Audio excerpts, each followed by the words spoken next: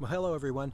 My name is Julian Contreras and I will be your instructor for this ART259 course. I just wanted to take a few minutes and give you a heads up of what you can expect from this course. Okay, so first, content, the title, right? Renaissance to Modern. We're going to cover everything from actually sort of just before the Renaissance, the build up to the Renaissance, right through the modern era in art. And that is a lot of material if you're familiar with history. We will not be able to cover every artist, every movement, every idea. There's just no way. But we're going to cover the big picture, sort of meta-narrative of what was going on and changes in culture and changes in ideas that affect art as we walk through this, okay?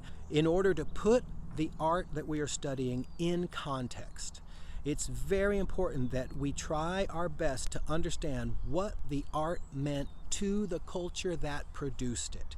So we're going to talk about philosophies and world events and what was going on. How did they know what they knew at that time? That's called epistemology. What was the episteme? What was the general, cultural vibe or focus at that time, right? Because that informs the way that a work of art is made, the reason that it's made, what they're trying to say through it, and all of that has as a backdrop, right? The background is the cultural context. So that's how we're going to do it. Okay. Now the course itself divided into 6 modules. Okay, we have 18 PowerPoints to cover, breaking it into 6 modules. Every module has an introductory video like this one. Every module has 3 PowerPoints. And every module has a quiz, okay? The quizzes only pertain to the content in that module, okay? So no big midterm, no big final exam.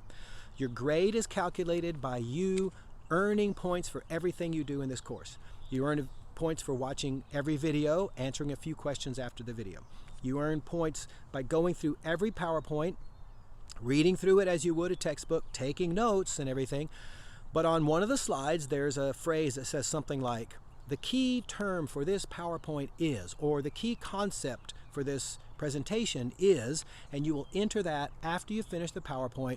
You get credit right away for covering the PowerPoint. Now, in a couple of cases, the PowerPoints where we're really dealing with some philosophical ideas or cultural concepts that are really driving things, you might have 2 or 3 questions related to the content in the PowerPoint.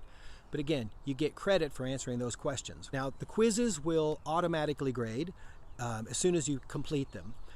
What I've done is I treat the quizzes as a learning opportunity, which means you take the quiz once, Canvas tells you what questions you missed, you go back, look through the PowerPoints, they're going to be there for you, you can open them, look through your notes, they're open note quizzes, take the quiz again, your highest score will be automatically graded. Okay, so at the end of the semester, I'm just looking at all the points that you've earned and I'm comparing it to a possible of 1,000 points. Okay, so anyone who earns more than 900 points gets an A. Anyone who earns between 800 and 899 gets a B. Okay, now if you look carefully into the course, you'll see that there is a possibility for well more than 1,000 points.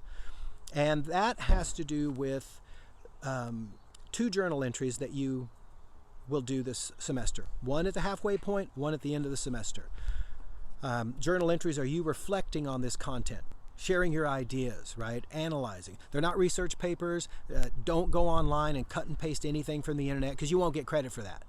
This is the sort of stuff like ideas that we would kick around if we were together in class, questions that you have, okay? But the point is I grade the journal entries. And because we're not in class and we can't really go deep into the back and forth, you may feel that you should have earned, 5 more points here, 10 more points there. That's what the extra credit is for. That's why there are more than 1,000 points possible for you. So just do all the assignments and I can't remember if it's like 1,100 points or more that you have a shot at, but you're basically giving yourself a boost. You're giving your own grade a boost, and you're covering over those places where, maybe you feel like I could have given you 5 more points here or there. Okay, does that make sense? But stay on top of it, and you'll do fine in this course. The thing that I see where students don't do well in this course is where the assignments get away from them. Then they've got late things to catch up on, and then they're trying to catch up with the content that we've reached and trying to make up ground, and it just gets out of hand and it's just not doable. Okay, there's just so much content in this course. So it's a sequential course. You'll notice that like module 2 opens on a certain date. Okay, but everyone has like 3 weeks to do all of module 1. You get to the content when you want to. Okay, so there are no synchronous meetings, there's no Zoom meetings for this course, and we do that because we really want to take advantage of the freedom of being online. As always, I'm reachable via email. Any questions, email me.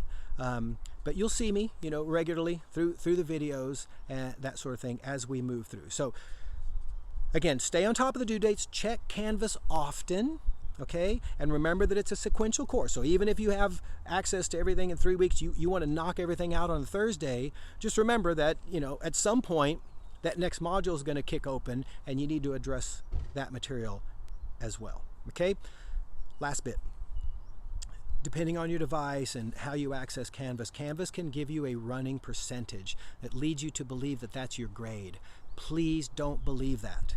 Canvas only gives you a percentage on the assignments that you've turned in. So I've had students who missed half the assignments, but they thought they had a 94, right? Because the 94 percentage was Canvas's calculation on those assignments that they turned in. So on what they turned in, they were doing really well, but they missed 50% of the other assignments. And that's what I look at. Remember, I'm adding up points, right? So all those extra assignments that they didn't turn in are added as zeros, and that doesn't help your grade, okay? So I hope this helps. Any questions, email me. Again, thank you for signing up for the course if I didn't say so at the beginning. Thank you for enrolling. I think you'll find a course that's interesting and engaging and educational, but also a course where if you stay on top of it, you have every chance to do well and succeed. All right? Thanks again. I look forward to our interaction online.